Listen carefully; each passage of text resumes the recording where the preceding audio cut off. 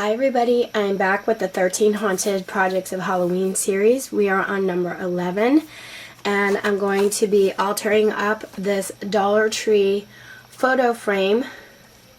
It's a gold one, 5x7. If you watched a previous video for the craft fair hop, I shared with you that I made this as one of the craft fair items. And now I'm going to share with you the full tutorial on how I created this. So let's get started. Like I said, I purchased this at the Dollar Tree. They have gold ones, silver ones. This is a 5x7. And I'm just going to open it up. Okay. And, you know, they have black ones too, so if you really like the gold and they don't have any gold left, you can always buy yourself some gold spray paint and do it that way. And I like that you can either hang it or you can use it as a stand, you know, a photo stand. So I'm going to take it apart. I took this out. I took this page out here and the glass. Okay, we're going to set these aside. And then I took a little bit of this Mod Podge and I just put some in a cup, disposable cup here. And I have some of this ultra fine Recollections glitter. So what I'm going to do is go around my photo frame along the edges. And I don't really need to fully coat the whole thing because I really don't want the glitter to coat the entire thing. I didn't pull out enough Mod Podge, I'm sorry. I really don't need it to coat the entire thing. I just want it to stick here and there. So let me just get some glitter in here, or I mean some Mod Podge, sorry. Now, I don't know if you're like me, but I love glitter, love the look of glitter, don't want the glitter rubbing off on me once I put glitter on. So, I'm going to show you what I'm going to do. I'm going to go ahead and sprinkle some of this ultra fine glitter all the way around. As you see, I'm just kind of tapping it, running it along the edge. I like to get it in splotches here and there because I really want the frame to look a little distressed. Okay, and then I'm just going to turn it around, tap off the excess, and then if it got a little too much in one area, I just kind of went ahead and spread it out a little bit. Okay, and I really like the look of that right now. So what I'm going to go ahead and do is take this outside and spray on this Krylon Low Odor Clear Finish Matte Spray and then let it dry. Once it dries, the glitter will not rub off. So I'm going to go ahead and do that and I'll be back to share the rest of the tutorial with you. Hang in there. Hi everybody, I'm back and the frame is now dry. You can see. I'm going to try and hold it up a little bit so you can see what the glitter looks like. I love this look because I think it made it look a little like distressed. Maybe a little vintage. Okay, so our frame is now dry and that stuff dries pretty quickly, I might add. So the insert that came with the photo frame, I actually used that as my template to cut my pattern paper. And my pattern paper, I told you guys in a previous video, came from, oh, let me grab it. Sorry about that. Came from this Boo paper pad from Recollections. I think this was like a year or two ago they came out with that. but I liked it because it had gold in the webbing. If you guys hear noise, I'm sorry. My hubby is putting our bed frame together. We are still unpacking and moving in with the craft show and everything we had going on. We are still living out of boxes. So anyway, I used that as my template. Got my paper here. We set this aside. And then if you're going to sell these for your craft show, you're not going to want to put a photograph in there. So what I did was I cut out a 4x6 piece of black cardstock and I wrote on it with my white jelly roll pen. That's the name brand. You could pick these up at any of the craft stores. They pretty much all carry jelly roll. And I'm going to center it in the middle of my scrapbooking paper. I'm just going to add a little bit of double-sided tape to the back. And just kind of center it as best I can. Okay? And then that's ready for when we put our backing on. I'm going to set that back in there and put the glass over it. By the way, if you're going to be making picture frames for a gift or even to sell for your craft fairs, just make sure your glass is nice and clean. It just looks better when you're selling your stuff. Okay, so that's ready to go back in when we're finished. Let me get the photo frame back out. Okay, so like I did here, I'm going to do some cobwebbing, and then I'm going to run cobwebbing down here, and I'm going to want to cut one of these strands off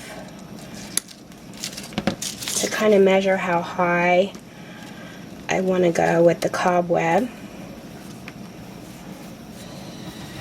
So let me close my craft room door just in case he starts to drill more and it gets too noisy. That might help. And then I'm going to cut a little corner off and just kind of play with it around my corner of my photo frame over here. And then I'm going to want to get one of my spiders, pull this off. I really don't think these came from the Dollar Tree. My friend, I remember where I got these. My friend Irene sent these from Crafty Irina. Hi Irene, if you're watching. And I'm not sure where she got them, but they're super awesome. But you can get spiders from any of the craft stores, and you can also get them from the Dollar Tree. They have those spider rings for Halloween. You could just cut the ring part off and then, you know, use the spider if you wanted to. So I'm just going to kind of lay this on. And this looks like a lot, and it is compared to what I have on here. And that's okay, because what you're going to do is just pull it back and put a little hot glue here and here, lay it down, do the same thing, and then we're going to pull on it until we like the look. And I'll show you what I mean in a second. And I'm heating up my hot glue gun right now. So what we're going to do is find, oh here it is, the bag of skulls. These came from the Dollar Tree. And what I did was, you can't glue this whole thing on, it's just crazy, but under here, I kind of eyeballed where I wanted to cut it. So right behind the jawline, I nipped it with my nippers to make a hole. And then I took my stronger scissors, Teflon scissors, and I put them in, and I just started cutting around the skull to meet back behind that jawbone and cut that right off. Okay. Whoop.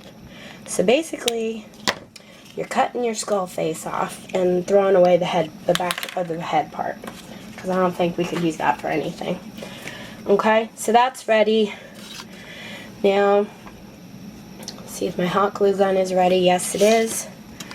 So what I'm going to do up here in the corner is just run a little bit of hot glue, not a lot, just a couple dabs here and there. My hot glue gun is a high temp, so I'm trying to be very careful. Okay. And then what I did was I put a lot of hot glue on the back of my spider body. Kind of lined it up in the corner there and pushed it on. And that's really going to hold your webbing onto your frame. Okay, and then I'm going to add a little bit in here. Just kind of dab that down, and then what you can do is go in, this is all personal preference, how much webbing you want to show or not, but what I like to do is see how I'm pulling on it, and it just kind of makes the webbing look a little more natural and frayed. Okay, and then I'll go back in and I'll trim the excess that's kind of hanging off. Okay, I like the look of that, so I'm going to add a little hot glue up in here. Another trick is you really don't want to see all these glue strings? You don't want to see that. When you're selling stuff in a craft show and you're walking up and looking at people's items, you do not want to see glue strings hanging. I mean, at least I don't. So make sure after you make whatever it is you're making, you clean up your glue. That was a big complaint I heard from a lot of customers that were looking at some of the products. Oh, this is pretty, but look at all the glue. You can see all the blobs of glue. Nobody wants to see that, so take care in what you're making and clean up your glue. If that's any kind of tip I can give you, that's like a #1 for me, because I heard it a lot this past craft show, and you know, some people's items were gorgeous, but you could see blobs of glue and they sat there on the shelves. Okay, so I'm going to add a little bit down here. I just kind of want to bring it down a little bit further in the corner for some reason. I don't know why. Just kind of like that right now. Okay, so I think my corner is good. Now we're going to add it in here on the bottom. Same thing. Blob of glue here and here. Shouldn't say blob because I have a fine tip glue gun, which is fantastic. It's called a super bonder. If you could see the tip on it, it's really fine. I bought this at Hobby Lobby. I'm gonna say it was around $12. Might have been a little bit more, but I did use a coupon, and it was an awesome investment because I can get hot glue in places that I couldn't before without you really seeing bigger blobs of glue. So I like it because I don't have to clean up so much, you know, in the end. Okay, that's kind of secure. So I'm going to go and trim some of this off. And I'm pulling on it to kind of distress the web a little bit. Make it look a little more frayed out here. I trim and cut and pull. And then we're going to go ahead with our sprig from the Dollar Tree And what I did was I added glue to the bottom first. And I laid that on.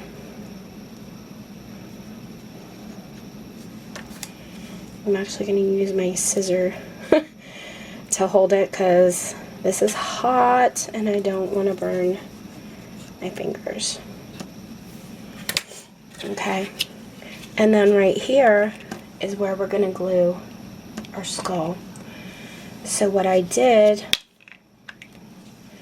was I went around the edge that we trimmed off, and I added the hot glue there.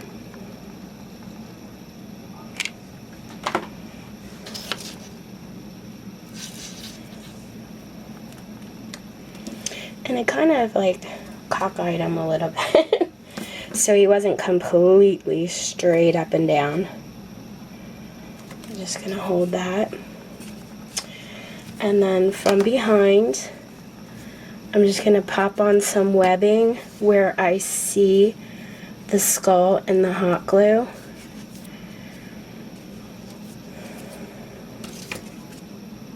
And that way that kind of hides that. Okay. He's looking pretty cool. So then on this one I added more webbing to the side and the top.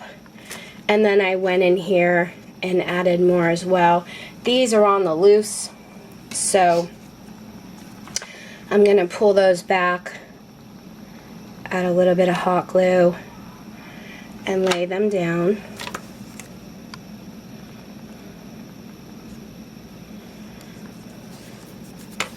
Same thing with this one. A little bit of hot glue, and I'm going to lay that down.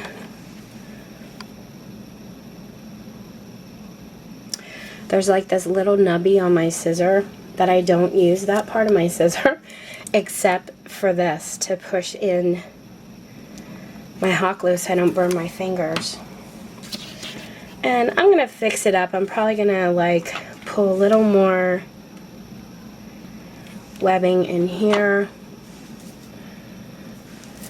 And then you could take the pieces that you pulled off and just glue them in, the bits and pieces here and there where you think you might like more.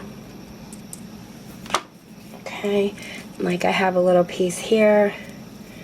I can kind of bunch that up, and then right here at the top of the skull, add a little glue and throw that on top. Not all of it, just a few bits. And there we go. Okay, for the most part I think that's finished. I'm going to flip it around and we're going to put our glass back in. And then our photo paper is going to lay in there. And the backing. And lay this back down. I probably won't charge more than $5 for this at a craft fair. But that's it, guys. We are completed. It is done. Finito. I think they look adorable. They would make great gifts. You can do these for any theme if you don't celebrate Halloween. Think about the gold with maybe some very extra fine orange glitter. And just, you know, distress your frame a little bit with it. Use some fall, autumn, you know, leaves in the background, maybe some leaves in here and up in here. That would look really pretty. And you can do a Christmas theme too, or a birthday. Anything you want with these frames, okay? So if you have any questions, let me know. Thanks so much for watching, guys, and I hope you have fun making yours. Take care.